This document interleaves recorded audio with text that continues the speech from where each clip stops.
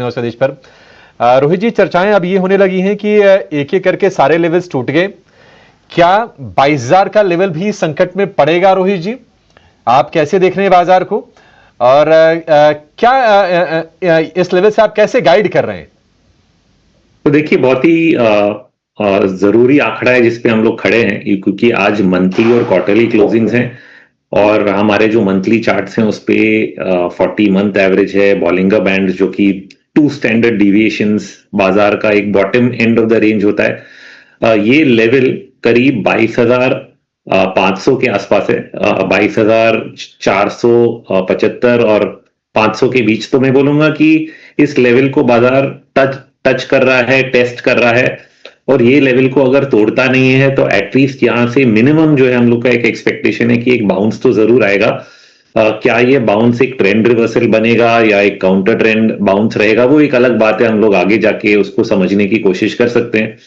But इस गिरावट के एक फेज के अंत पे धीरे धीरे हम लोग आ रहे हैं, जहां जहां पे ऐसा नजर आ रहा है कि कई स्टॉक्स जो हैं वो गिरना कम कर रहे हैं, कम कम कम गिर रहे हैं, नए लोज बन रहे हैं या नहीं बन रहे हैं, या डबल बॉटम ट्रिपल बॉटम वाली जो बातें होती हैं, जो एक ही लेवल को बार बार बाजार टेस्ट करता है, ऐसे इंडिविजुअल स्टॉक्स में दिख रहा है। तो मैं मान रहा हूं कि कहीं ना कहीं एक शॉर्ट टर्म बॉटम तो जरूर बनने की तैयारी है।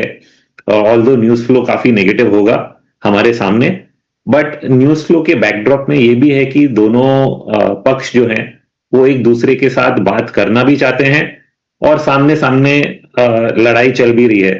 तो कुछ तो मानना पड़ेगा कि बात करना चाहते हैं और बात को आगे बढ़ाना चाहते हैं, और थोड़ा भी अगर कुछ पॉजिटिव न्यूज आया तो फिर शॉर्ट कवरिंग रैली होते हुए 22,500 से 24,000 होने में ज्यादा समय नहीं लगेगा। तो मंदी का दौर मेरे हिसाब से सबसे लंबा जो है वो एक फेज कहीं ना कहीं खत्म होने की आ, मैं कहता हूं होप है हमारा कि ऐसा हो सकता है, क्योंकि जनवरी फरवरी मार्च ही जो 3 महीने हैं टिपिकली भारत बाजार में हमने कई बार मंदी के दौर देखे हैं। कारण ऑफ कोर्स नॉर्मल रहते हैं, वॉर इज अ आउटसाइज्ड इवेंट जो कि हम लोग शायद इसके बारे में सोच नहीं सकते थे, बट फिर भी सीजनैलिटी मानते हुए ये सोचूंगा कि मार्च एंड पे अब नई बिकवाली करने का समय नहीं है, शायद थोड़ी बहुत खरीदारी करने का समय आ रहा है, जहां पे वैल्यूएशंस अच्छे हैं और जो स्टॉक्स आउट परफॉर्म कर रहे हैं, मतलब जो चीज बाजार के साथ साथ अब नहीं गिर रही है, वहां पे नजर लगाएं। जी, रोहित जी, निश्चित तौर पर देखिए, ये जो सिचुएशन चल रही है बिजनेसेस पर इंपैक्ट डाल रही है। कई सारी कंपनीज के लिए सप्लाई चेन के इश्यूज हैं, कॉस्ट बढ़ रहे हैं, डिमांड प्रभावित हो रही है। तो ये अर्निंग्स को इंपैक्ट तो करेंगे Q4 के, और कहा यह जाता है कि prices are slave to earnings. लेकिन दुविधा यह है कि यह भी कहा जाता है कि बाजार में आप पीछे नहीं, थोड़ा आगे देखिए। तो मान लीजिएगा अगर युद्ध खत्म हो जाए तो बाजार अर्निंग में निराशा के चलते थोड़ा और नीचे जाएगा, या फिर युद्ध खत्म होने के उत्साह के चलते फिर हम आगे का सफर तय करेंगे?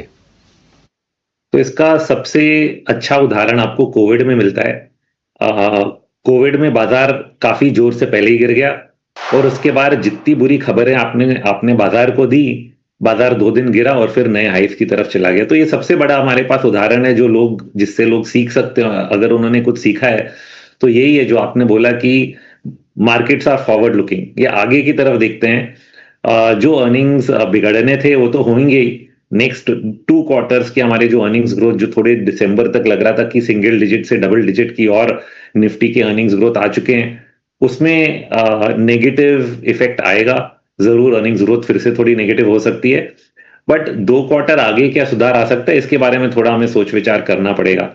बात दोनों तरफ अभी भी जा सकती है, ऐसा भी हो सकता है कि शायद 2 क्वार्टर के आगे जगह ना हो, बट हमें कहीं ना कहीं ये डिस्काउंट पहले करना पड़ेगा। क्या जो करंट वॉर का फेज है ये क्या अपने अंत तक पहुंचा है, उसके बाद हम लोग सोचेंगे कि इकोनॉमी क्या फिर भी रिसेशन में जा सकती है, तो फिर बाजार पे आगे जाके नेगेटिव इफेक्ट आ सकता है।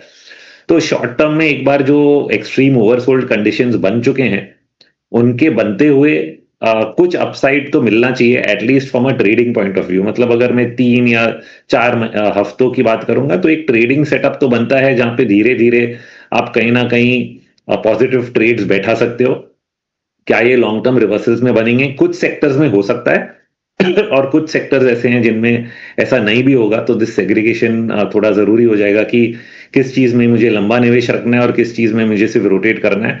वो एक अलग डिस्कशन हो जाता है, बट आई थिंक थोड़ा open mindedness, active portfolio management जो हम लोग बोलते हैं, वो करने की ज़रूरत हो जाती है इस बाजार में। रोहित सर, देखिए बॉटम की चर्चाएं तो हो रही हैं, तमाम लोग ऐसे कह रहे हैं कि शायद हम बॉटम के नजदीक हैं, लेकिन हकीकत यह है कि गिरते गिरते हम लोग 22,500 के नीचे आ गए।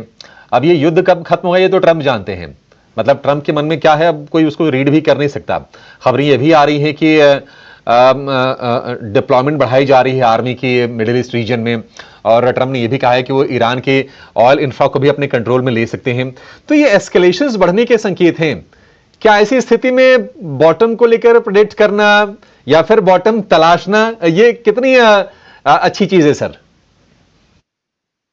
तो मैंने बोला ना कि दो चीजें इसमें, एक ट्रेडिंग बॉटम होता है क्योंकि बाजार ओवरसोल्ड हो जाता है, शॉर्ट पोजिशनिंग हो जाती है और कहीं ना कहीं फिर खबर बदल जाती है। मैं आपको उदाहरण अभी फिर से देता हूं, जैसे कि करेंसी में हो रहा था, यूएसडी आईएनआर बढ़ता जा रहा था और पिछले हफ्ते थर्सडे या फ्राइडे मैंने खुद अपने इंडिया चार्ट्स प्लेटफॉर्म पे रिसर्च लिखा कि यूएसडी आईएनआर बहुत ज्यादा बढ़ गया और यार कहीं ना कहीं घूमने की जरूरत है। उसका कारण क्या बनेगा वो हमें कभी कभी पता नहीं रहता है, और अब आरबीआई ने इंटरवीन कर दिया, वो कारण आ गया कि अगले अब 10 दिन तक तो आई डोंट थिंक आप नया लो देखोगे रुपया में। अब उसी तरह मार्केट भी है कि बाजार में खबरें बहुत सारी बुरी हैं, आपको सामने दिख रहा है कि हुतीज अटैक कर रहे हैं, क्या ये वॉर एस्केलेट हो रहा है, बट और ये भी पता है कि अगर ये तेल के भाव ऐसे ही बने रहेंगे और अगर ये स्ट्रेट ऑफ होर्मुज का प्रॉब्लम आपका 2 या 4 हफ्ते में रिजॉल्व नहीं होता है तो वर्ल्ड इकोनॉमी कहीं ना कहीं रिसेशन की तरफ भी जा सकती है। अब ये सत्य है। इसके सामने सामने ये भी बात सत्य है कि डोनाल्ड ट्रंप जी बात करना चाहते हैं, हर दिन यही कह रहे हैं कि हम बात कर रहे हैं, हमें कंक्लूजन मिल रहा है, कहीं ना कहीं डील बनेगी, ये भी हर बार रिपीट कर रहे हैं। तो यूएस का साइड तैयार है अटैक्स के लिए बट चाहता नहीं है। मैं तो यही मान रहा हूं कि वो चाहते नहीं है इस चीज को एस्केलेट करना। दोनों दोनों तरफ यही चाहेंगे, दोनों जो पार्टीज है यही चाहेंगे कि डी एस्केलेशन हो। शायद ये 5 या 10 दिन में ना हो, क्योंकि पहले 5 दिन दिए, 10 दिन और दे दिए, ये 15 दिन और भी दे सकते हैं और शायद ये 1 या 2 महीने तक भी चले बातें इनकी। ये एक अनफॉर्चुनेट फेज है। तो इसमें क्या होगा कि नियर टर्म जो टेक्निकल सेटअप्स है मार्केट के, ये शायद काम करना चाहिए, और अगर ये बातें चलती रही और रेजोल्यूशन इवेंचुअली आएगा, बट बातें लंबी भी चली तो भी मार्केट पे रिसेशनरी इंपैक्ट जो है कुछ ना कुछ तो आ ही सकता है। बट शॉर्टर टर्म में, क्योंकि क्या है कि कई लोग इंतजार करते हैं कि मैं यहाँ पे निवेश करूं कि यहाँ पे बेचूं, अगर कोई मुझे बोले कि मैं यहाँ पे बेचूं, मेरे सब टेक्निकल सेटअप्स बोलते हैं कि नहीं, अभी बाजार बहुत ओवरसोल्ड हो गया है। इनफैक्ट आप देखिए, शायद निफ्टी आपको नीचे दिख रहा है बट आप इंडिविजुअल स्टॉक्स देखिए, आईटी स्टॉक्स या आईटी इंडेक्स ने नया लो नहीं बनाया पिछले 5-10 दिन में। इनफैक्ट कुछ स्टॉक्स हैं जैसे कि टेक महिंद्रा है, परसिस्टेंट है, ये आज ऊपर भी हैं। तो ये कम ही गिर रहे हैं क्योंकि काफी पिटाई इनमें पहले ही हो चुकी है। रिलायंस इंडस्ट्रीज बहुत बड़ा महारथी मार्केट का, इसने अपना पिछले महीने का लो नहीं तोड़ा, फ्राइडे को गिरा जरूर था, आज स्लाइटली पॉजिटिव है। तो इस तरह के कई ऐसे संकेत हैं, डबल बॉटम, ट्रिपल बॉटम जो हम लोग बातें करते हैं। ऑटो इंडेक्स में 3 बार एक ही बॉटम पे बार बार गिर रहा है बट उसके नीचे नहीं जा रहा है। तो जब तक क्लियर ऐसा सिग्नल नहीं आता है कि हाँ यहां से भी, जैसे आपने बोला कि 22,000 तक जाएगा, उसका क्लियर कट सिग्नल नहीं है कि यहां से फ्री फॉल में हम लोग जा रहे हैं। सिग्नल तो ये है कि ओवरसोल्ड कंडीशंस है और पॉजिटिव डाइवर्जेंसेस हैं। पॉजिटिव डाइवर्जेंसेस ऐसे होते हैं कि जब बाजार अपना डाउनवर्ड मोमेंटम खोने लगता है, तो हमारे जो डेली भी मोमेंटम इंडिकेटर्स हैं वो प्लस की तरफ आने लग गए, मतलब कि नीचे की तरफ गिरावट कम हो रही है। तो इस चीज को मानना पड़ेगा कि सेलिंग प्रेशर धीरे धीरे कहीं ना कहीं अब्जॉर्ब हो रहा है, कम हो रहा है, और इंतजार करना जरूरी है। हम लोग वापस इस चीज को रिविजिट कर सकते हैं 1 हफ्ते 2 हफ्ते में। सीजनली भी बाजार जो है वो मार्च के बाद कई बार थोड़ा सुधरता है। जैन फेब मार्च में historically is the weakest period in Indian markets. सबसे ज्यादा करेक्शंस आए हैं हमारे कई बार, चाहे वो कोविड हो, चाहे वो 2023 में भी जब करेक्शन आया था, वो जैन फेब मार्च के बीच में ही देखा था हमने, और फिर 23 मार्च के बाद वापस ऊपर की तरफ जाने लगा था। 28 मार्च तक सॉर्ट ऑफ डबल बॉटम बन गया था, जो कि हम लोग आज करीब करीब देख रहे हैं कि बाजार सिर्फ पिछले हफ्ते का लो ही टच करके ऊपर आने की कोशिश कर रहा है। तो आई थिंक थोड़ी उम्मीद है कि यहाँ से फर्स्ट 2-3 वीक्स ऑफ अप्रैल में थोड़ा सुधार आएगा, जिससे मार्केट होप करेगा कि कुछ ना कुछ डील बने या इकोनॉमी क्या सुधर सकती है।